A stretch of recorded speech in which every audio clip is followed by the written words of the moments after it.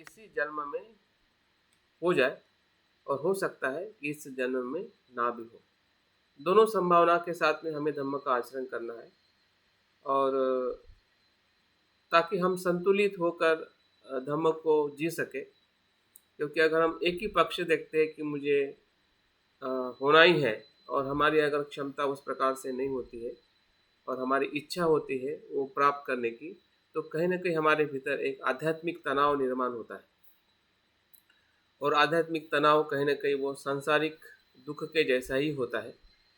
हाँ, क्योंकि जिस प्रकार से हम संसार में तनाव में रहते हैं, हाँ, कि हमारी इच्छा पूर्ण करना चाहते हैं, लेकिन वो इच्छा का जो विषय जो है, जिसकी हम इच्छा पूर्ण करके सुख प्राप्त करना चाहते हैं, उस विषय के अंदर ही अनित्यता का तत्व है या दुख का तत्व है। और इसलिए संसार में जो भी हम अपने किसी भी विषय की इच्छा करते हैं, वो इच्छा पूर्ण होने के बाद में भी सुख नहीं मिलता है, और जब वो पूर्ण नहीं होती है तब तो सुख मिलता ही नहीं है। तो वहाँ पे भी दुख मिलता है। अगर वो हमें इच्छा पूरी भी हो जाती है, फिर भी उस विषय में हमें सुख नहीं मिलता है, क्योंकि उसमें दुख का तत्व छुपा हुआ है। वैसे ही आध्यात्मिक जीवन में भी ऐसे ही होता है। जब हम सही अर्थ से हाँ, धम्म की शिक्षा को नहीं समझते हैं, हम एक भूमिका में चले जाते हैं, एक एक्सट्रीम पाथ पर चले जाते हैं, अंतिम टोक पर चले जाते हैं कि ऐसा ही है और ऐसा नहीं है, तो उसमें तनाव निर्माण होता है। तो हमें बुद्धत्व प्राप्त हो भी सकता है इसी जन्म में, वो भी हमें पूरी श्रद्धा के साथ या क्षमता के साथ हमें प्रयास करना है, और नहीं भी हो सकता है। लेकिन दोनों संभावनाओं का और दोनों कार्य का या हमारे कर्म का परिणाम जरूर मिलना है। अगर होगा तो निश्चित ही उसका हमें बोध होगा इसी जीवन में विमुक्ति का।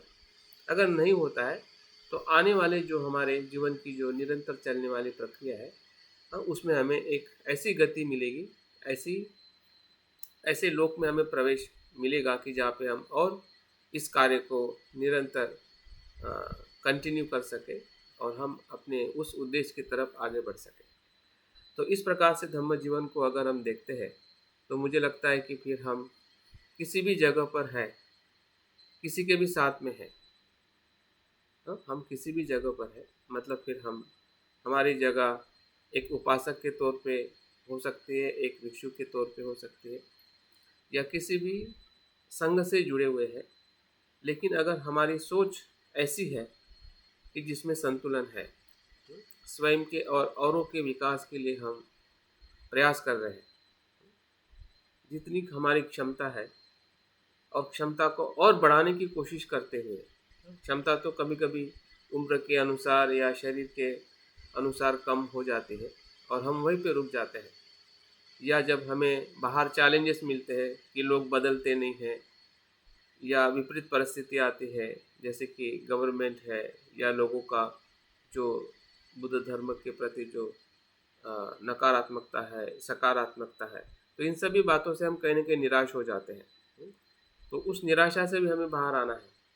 हाँ, क्योंकि ये परिस्थिति जितनी आज हमें लगती है कि बुरी है, आप सोचिए कि बुद्ध के समय कितनी बुरी थी, बाबा साहब के समय कितनी बुरी थी, या हमारे जो पूर्वज है, हमारे माता पिता के समय कितनी बुरी थी।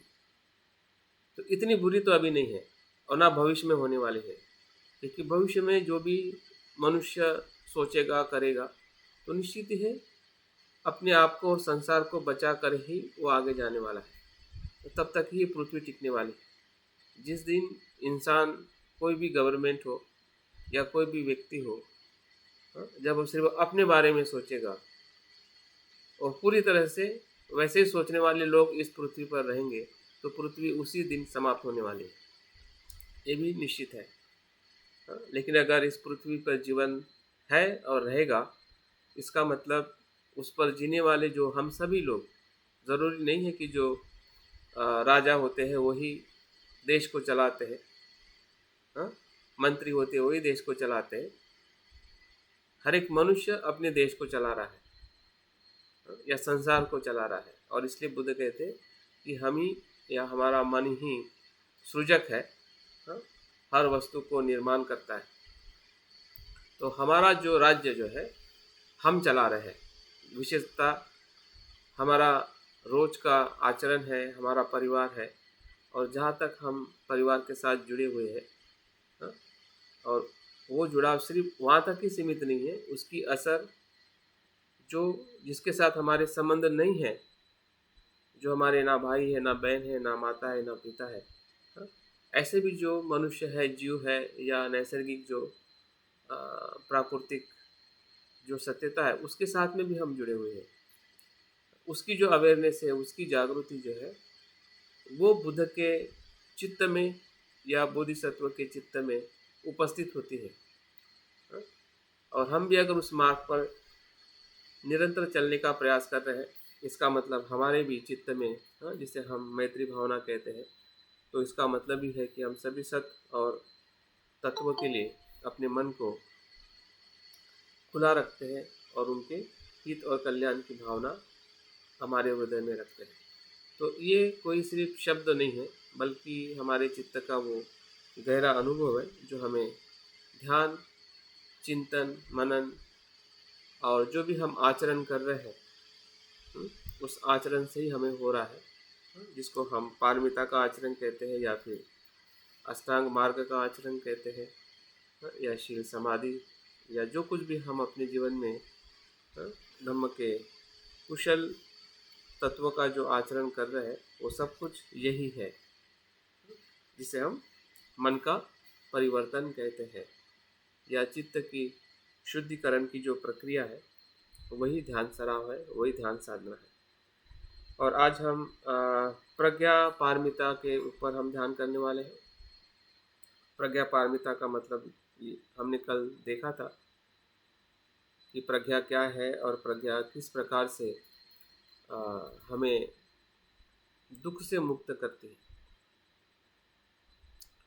दुख से मुक्त करती है, इसका मतलब दुख का कारण जानकर उस कारण को नष्ट करती है। दुख का कारण हम सबको पता है, हमारा अज्ञान और हमारे क्लेश, जिसे हम दूसरी भाषा में तृष्णा कहते हैं। अज्ञान और तृष्णा को जानना और जानते हुए उसको नष्ट करना। बिना जाने वो नष्ट नहीं होते हैं। जानने का मतलब उसको समझना, उसके धर्म को समझना, उसके उत्पत्ति को समझना, उसके लय को समझना, उसके दुष्परिणाम को समझना। ये समझते हुए उसे हम नष्ट कर सकते हैं। जैसे कि हम अगर किसी पे किसी के साथ अगर युद्ध करना चाहते हैं, तो युद्ध करने के पहले हमें प्रशिक्षित होना पड़ता है कि युद्ध कला में जो अन्य जो सैनिक है जिससे हमें युद्ध करना है, उसकी स्ट्रेंथ और उसकी वीकनेस क्या है।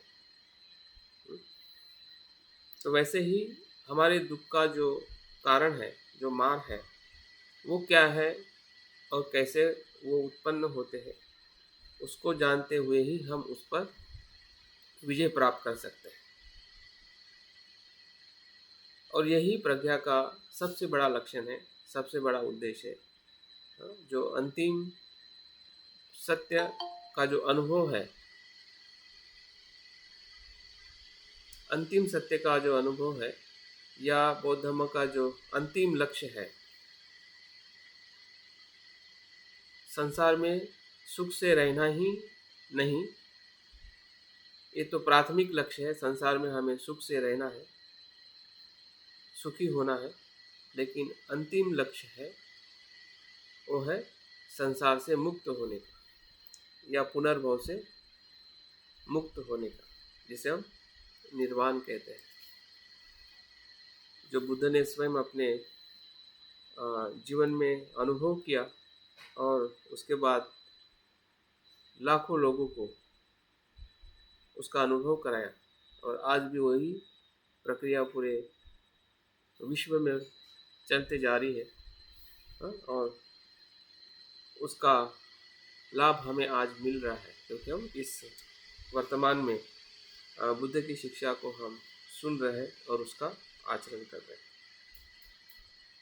तो आज का हम ध्यान प्रज्ञा के तत्वों पर या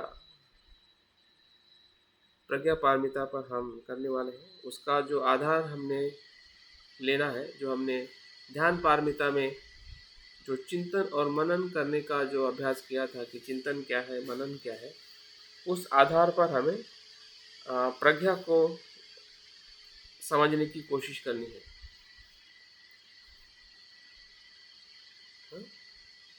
प्रज्ञा को देखने की कोशिश करनी है कि सही में जब उसको हम देखते हैं या उसका अनुभव करते हैं तो कुछ न कुछ स्वरूप में हमारे भीतर का जो अज्ञान और तृष्णा जो है, आसक्ति है, कैसे विलीन होती है, कैसे वो नष्ट होने के अनुभव में उसको हम देख पाते हैं।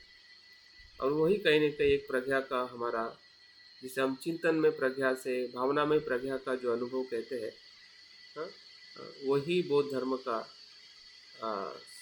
केंद्रवर्ती लक्ष्य है, उद्देश्य है कि जो बौद्ध जो बनता है वो इसी भावनाओं में प्रवेश करते हुए दुखों से मुक्त हो सकता है और हम संसार के लोगों को भी इसी प्रकार की शिक्षा देते हुए, उनको मदद करते हुए, उनके साथ में सहनशीलता के भाव से रहते हुए, दान भाव से रहते हुए, शील भाव से रहते हुए, वो एक प्रकार से उनको मदद है। जब हम दान और शील का आचरण करते हैं तो इसका मतलब ये नहीं है कि वो हर श्री आचरण हमारे लिए करते हैं, वो आचरण उनके लिए भी होता है। मतलब कोई भी बौद्ध धर्म के आचरण में संतुलन के सिवा आचरण संभव नहीं है। हर जगह पे मध्यम मार्ग है और मध्यम मार्ग ही सत्यता का अनुभव है, जो हमें प्रज्ञा पारमिता के माध्यम से समझना है कि अस्तित्व का स्वरूप कैसे उत्पन्न होता है, कैसे लय होता है, कैसे अस्तित्व में कार्य करता है। अगर हम दान भी करते हैं, शील का आचरण भी करते हैं, शांति का आचरण भी करते हैं, तो किस आधार पर वो घटित होता है, उसके भीतर का जो तत्व है, उसके भीतर की जो अज्ञानता है या प्रज्ञा है, क्या अज्ञानता से हम कर रहे हैं या प्रज्ञा से कर रहे हैं। अगर उस आचरण में अगर अज्ञानता है तो कुछ हद तक कुशल कर्म हमें सुख और आनंद दे सकते हैं, लेकिन उसी कुशल कर्म में अगर प्रज्ञा है तो हमें सुख और आनंद तो देंगे ही देंगे, लेकिन उसके साथ में विमुक्ति भी दे सकते हैं। तो जो प्रज्ञावान व्यक्ति है वो एक ही लाभ नहीं चाहेगा, वो दोनों लाभ एक ही कार्य से चाहेगा। एक ही कार्य करने से दो प्रकार के लाभ मिलते हैं अगर हम प्रज्ञा से करते हैं। अगर प्रज्ञा से नहीं करते हैं तो हमें सिर्फ एक मात्र लाभ मिलता है, दूसरा लाभ से हम वंचित हो जाते हैं। हाँ, तो इस प्रकार की जो उपलब्धि जो है या इस प्रकार का जो महाफल जो है वो सिर्फ प्रज्ञा के दृष्टि से ही प्राप्त हो सकता है। और इसलिए प्रज्ञा मार्ग में जो चीज़ें हमें समझनी है, करनी है, वो बाकी मार्ग से और सूक्ष्म होती है और गहरी होती है। जैसे कि हम सामान्य तौर पे चिंतन करते हैं, चीज़ों को देखते हैं, तो वो दृष्टि को हमें कहीं ना कहीं छोड़ना पड़ेगा और जो विशिष्ट गहन चिंतन या मनन का जो अभ्यास है उसके तरफ हमें जाना पड़ेगा। तभी जाके प्रज्ञा के वो सूक्ष्म जो पहलू है वो हमें हर एक आचरण में समझ में आएंगे, दिखेंगे, और हमारा जो आध्यात्मिक जीवन जो है और उस प्रज्ञा के दिशा पे जा सकता है, जिसमें हमें मुक्ति और परम सुख का अनुभव होगा।